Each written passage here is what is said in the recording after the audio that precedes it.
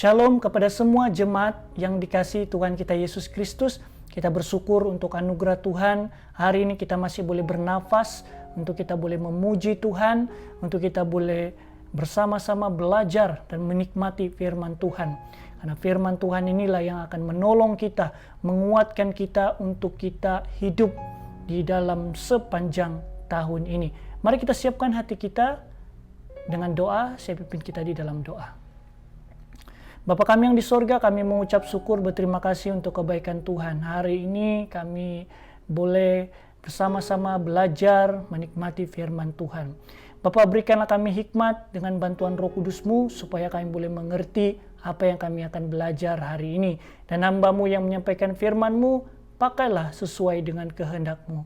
Bapa, kami siap mendengar firman-Mu, berbicaralah di tengah kami. Dalam nama Yesus Kristus kami sudah berdoa. Amin. Saudara dan saudari yang saya kasih dalam Tuhan kita Yesus Kristus, khotbah kita hari ini adalah kesinambungan daripada khotbah minggu lalu, yaitu tentang prinsip hidup di tahun baru. Jadi minggu lalu kita belajar dua prinsip tentang memilih perspektif yang benar dan menjauhi diri daripada pengaruh negatif.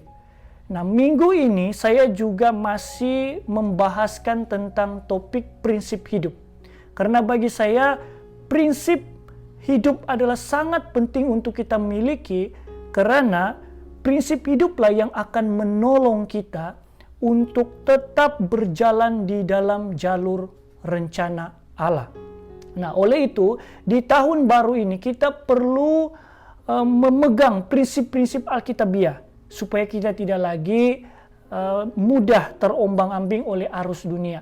Maka dengan itu, tema khotbah pada ibadah minggu ini adalah prinsip hidup di tahun baru bahagian yang kedua, yang didasari daripada Bilangan bab yang ke-14 ayat pertama hingga 45.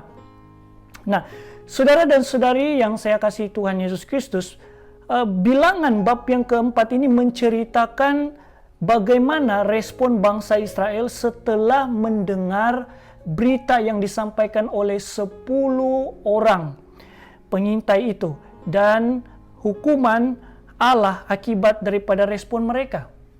Nah, sedikit kita mengimbas kembali apakah berita yang disampaikan oleh 10 orang tersebut. Nah, 10 pengintai ini memberitahu kepada bangsa Israel dan kepada Harun dan Musa bahwa negeri yang mereka pergi mengintai itu adalah negeri yang memang subur, memang baik, tetapi mereka katakan bahwa kita tidak akan mungkin mampu menakluk tanah itu. Kita tidak akan mungkin dapat memasuki tanah itu, karena bangsa yang mendiami di negeri itu kuat-kuat dengan sistem pertahanannya yang kuat. Apalagi ada suku Enak yang tinggal di situ, yang dari keturunan orang yang besar-besar seperti Gergasi. Nah, ketika mereka menyampaikan hal ini kepada bangsa Israel, maka di bagian 14 inilah kita dapat melihat apakah respon bangsa Israel ini. Nah, mari kita perhatikan di ayat yang pertama hingga keempat. Lalu segenap umat itu mengeluarkan suara nyaring, dan bangsa itu menangis pada malam itu.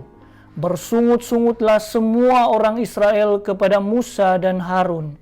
Dan segenap umat itu berkata kepada mereka, sekiranya kami mati di tanah Mesir atau di padang gurun ini, mengapakah Tuhan membawa kami ke negeri ini, supaya kami tewas oleh pedang, dan istri serta anak-anak kami menjadi tawanan? Bukankah lebih baik kami pulang ke Mesir? Dan mereka berkata seorang kepada yang lain, baiklah, kita mengangkat seorang pemimpin lalu pulang ke Mesir. Saudara, untuk kita berani menghadapi cabaran-cabaran di tahun baru ini, kita perlu memegang prinsip yang pertama, hidup bukan karena melihat, tetapi karena percaya, beriman. Saudara dan saudari yang saya kasih dalam Tuhan Yesus, setelah bangsa Israel mendengar berita daripada 10 orang pengintai itu, mereka mulai meragui Allah. Dan yang paling teruk, mereka hilang kepercayaan kepada Allah. Mereka sudah lupa bahwa sebelum ini Allah lah yang telah membebaskan mereka daripada perbudakan di tanah Mesir. Mereka membayangkan nasib mereka, apakah yang akan berlaku jika mereka masuk ke tanah itu. Saudara, mereka melihat hal itu seolah-olah menjadi bencana di dalam hidup mereka. Saudara, melihat itu juga bermaksud kita sedang membayangkan kemungkinan-kemungkinan yang akan berlaku pada diri kita. Nah, inilah yang dialami oleh bangsa Israel. Mereka dipengaruhi apa yang mereka lihat, ataupun mereka dipengaruhi oleh apa yang mereka bayang-bayangkan, bukan beriman kepada Allah. Saudara, cabaran yang besar yang mereka lihat itu telah mempengaruhi hati, pikiran, dan emosi mereka, sehingga mereka jadi takut dan tidak percaya kepada Allah. Saudara, perhatikan akibat jika orang yang tidak percaya kepada janji Allah adalah yang pertama, orang itu akan selalu mengasihani dirinya dengan kesedihan yang sia-sia.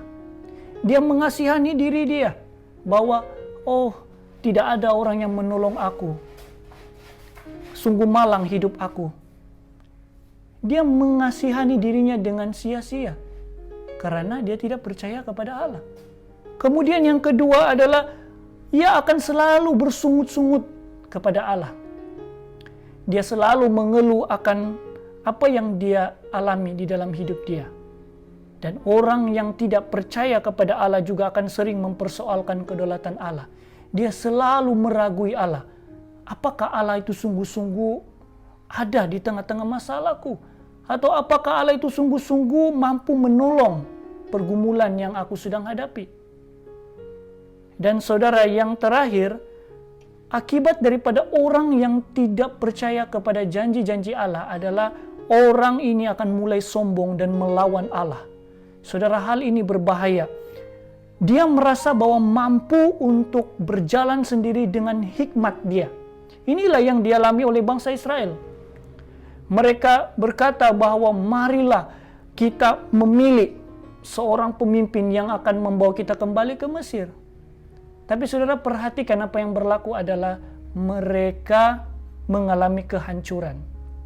Saudara, kita boleh lihat itu di dalam ayat yang ke-42 hingga 45. Dikatakan di situ, janganlah maju, sebab Tuhan tidak ada di tengah-tengahmu, supaya jangan kamu dikalahkan oleh musuh. Sebab orang Amalek dan orang Kanaan ada di sana di depanmu, dan kamu akan tewas oleh pedang. Dari sebab kamu berbalik membelakangi Tuhan, maka Tuhan tidak akan menyertai kamu. Meskipun demikian, mereka nekat naik ke puncak gunung itu, tetapi tabut perjanjian Tuhan dan Musa juga tidaklah meninggalkan tempat perkemahan. Lalu turunlah orang Amalek dan orang Kanaan yang mendiami pergunungan itu dan menyerang mereka. Kemudian orang-orang itu mencerai-beraikan mereka sampai ke Horma. Saudara, perhatikan, orang yang tidak percaya Tuhan, orang yang menganggap diri dia lebih bijak daripada Tuhan dengan mengatur langkahnya sendiri, akhirnya apa yang berlaku adalah menuju kehancuran. Saudara, berhati-hati jika kita tidak percaya akan janji-janji Allah, akan pertolongan Tuhan. Itu akan membuatkan kita menjadi sombong dan melawan Allah dengan berpikir bahwa rancangan kita lebih baik daripada rancangan Tuhan. Tetapi ketika kita membuat sesuatu rancangan-rancangan yang tidak ada penyertaan Tuhan, maka saudara, kita akan mengalami kegagalan dan kehancuran. Ketidakpercayaan mereka terhadap Tuhan telah menimbulkan kesusahan diri mereka sendiri atau malapetaka, sehingga mereka dihukum mengembara di padang pasir selama 40 tahun. Padahal saudara, kalau dalam perkiraan mereka itu boleh sampai ke tanah perjanjian dalam 2 minggu. Tetapi oleh karena mereka tidak percaya kepada Tuhan dan mereka takut untuk menyerang negeri itu, padahal itulah waktu yang tepat untuk mereka masuk ke negeri itu. Tetapi karena mereka tidak percaya kepada pertolongan dan penyertaan Allah, maka apa yang berlaku, saudara, mereka terpaksa mengembara di padang pasir selama 40 tahun. Saudara dan saudari yang dikasihi Tuhan, orang yang memberontak dikatakan di dalam bahagian ini tidak dapat masuk di dalam tanah perjanjian itu. Nah, hanya generasi kedua, yaitu anak-anak daripada bangsa Israel itu, serta Yosua dan Kaleb saja yang dapat masuk ke tanah perjanjian. Bayangkan saudara, ketidakpercayaan mereka itu akhirnya menimbulkan sesuatu kesusahan bagi diri mereka sendiri. Padahal mereka boleh memilih untuk percaya Allah. Jika mereka percaya Allah, maka mereka akan dapat sampai dan masuk ke tanah perjanjian yang dijanjikan oleh Tuhan itu untuk mereka. Nah, apa yang membuatkan Yosua dan Kaleb memiliki perspektif yang benar adalah karena mereka beriman kepada Allah. Mereka percaya dan mereka pegang janji Allah bahwa Allah memberikan tanah itu kepada mereka, bahwa Allah akan menyertai mereka. Saudara, inilah yang membuatkan Kaleb dan Yosua itu punya perspektif yang benar. Kenapa? Karena mereka beriman kepada Allah. Mereka percaya Allah akan bersama mereka dan menolong mereka. Sehingga cabaran-cabaran yang mereka lihat itu tidak lagi mempengaruhi pikiran mereka, emosi mereka, dan hati mereka. Malah mereka semakin berani untuk menghadapi cabaran tersebut. Saudara, imanlah yang membuatkan kita memandang segala sesuatu berbeza. Imanlah yang membuatkan perspektif kita berbeza. Mata manusia selalu memandang kemustahilan, tetapi iman memandang segala sesuatu mungkin bagi Allah. Kacamata manusia melihat bahwa gunung ini tidak mungkin dapat dipindahkan, tetapi iman berkata, asal aku percaya kepada kedaulatan Allah, gunung ini tidak mustahil dapat dipindahkan. Oleh itu saudara, percaya atau beriman bermaksud kita melepaskan segala andalan kita. Kemudian kita mengakui bahwa Allah itu berdaulat. Dan kita hanya menaruh harapan kita hanya kepada Allah saja, satu-satunya penolong di dalam kehidupan kita. Nah, saudara dan saudari yang dikasihi Tuhan, di tahun baru ini, marilah kita berubah. Jangan lagi kita hidup berdasarkan apa yang kita lihat. Karena saudara, jika kita hidup berdasarkan apa yang kita lihat di sekitar kita, itulah yang akan menimbulkan ketakutan dan ketidakpercayaan kepada Allah. Tetapi saudara, marilah kita hidup berdasarkan iman yang berpegang kepada janji-janji Allah. Supaya kita lebih kuat mengangkat beban, kita lebih kuat untuk menanggung segala pergumulan hidup kita. Walaupun masalah itu masih tetap ada. Tetapi paling tidak kemampuan kita untuk memikul beban, untuk menghadapi cabaran, itu semakin upgrade. Sehingga kan kita semakin berani, semakin sanggup, dan mampu tabah menghadapi kenyataan hidup yang tidak mudah di sepanjang tahun ini. Prinsip yang kedua adalah memiliki hati yang taat kepada Tuhan. Perhatikan di ayat yang ke-20 hingga 24. Berfirmanlah Tuhan, aku mengampuninya sesuai dengan permintaanmu. Hanya demi aku yang hidup dan kemuliaan Tuhan memenuhi seluruh bumi. Semua orang yang telah melihat kemuliaanku dan tanda-tanda mujizat yang kuperbuat di Mesir dan di padang gurun, namun telah 10 kali mencobai aku dan tidak mau mendengarkan suaraku, pastilah tidak akan melihat negeri yang kujanjikan dengan bersumpah kepada nenek moyang mereka. semua yang menista aku ini tidak akan melihatnya. Tetapi hambaku Kaleb, karena lain jiwa yang ada padanya, dan ia mengikut aku dengan sepenuhnya, akan kubawa masuk ke negeri yang telah dimasukinya itu, dan keturunannya akan memilikinya. Saudara, apa yang menariknya di bahagian ini adalah di ayat yang ke-24, yaitu, tetapi hambaku Kaleb, karena lain jiwa yang ada padanya, dan ia mengikut aku dengan sepenuhnya, akan kubawa masuk ke negeri yang telah dimasuknya itu, dan keturunannya akan memilikinya. Saudara, Allah berkenan kepada Kaleb dan mengizinkan dia masuk ke tanah perjanjian karena sikap hatinya yang taat kepada Tuhan. Sementara bangsa Israel yang keras hatinya tidak diizinkan Tuhan untuk masuk ke tanah perjanjian itu. Nah, walaupun nama Yosua tidak dicatatkan di dalam bahagian ini, tetapi itu tidak bermaksud bahwa Allah tidak mengizinkan Yosua untuk masuk ke tanah perjanjian. Yosua juga diizinkan Allah untuk masuk di negeri itu. Dan kita dapat melihat itu dicatat di dalam ayat yang ke-30. Tetapi saya percaya saudara bahwa di dalam bahagian ini, mengapakah Allah menyebut nama Kaleb itu adalah karena ada sesuatu hal yang kita perlu belajar daripada sikap pribadi Kaleb. Nah, siapakah Kaleb? Kaleb bin Yefune adalah orang Yahuda yang juga merupakan salah satu daripada 12 pengintai yang dikirim oleh Musa untuk menyelidiki tanah Kanaan. Maksud nama Kaleb adalah gagah, berani, tidak sabar, bergerak dengan kecepatan dan kekuatan yang besar, dan anjing.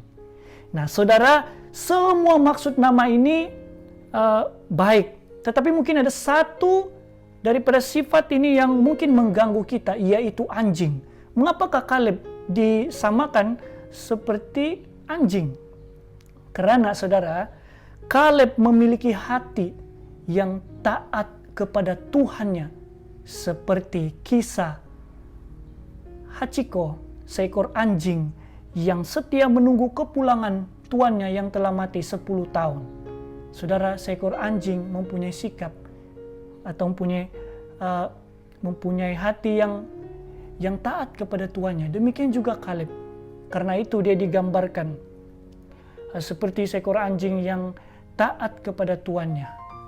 Saudara, bagaimana kita tahu bahwa Kaleb itu adalah seorang yang taat kepada Allah? Nah, kita dapat melihat di dalam ayat yang ke-24 ini, Allah sendiri yang berkata bahwa hati Kaleb ini jiwanya berbeza daripada bangsa Israel.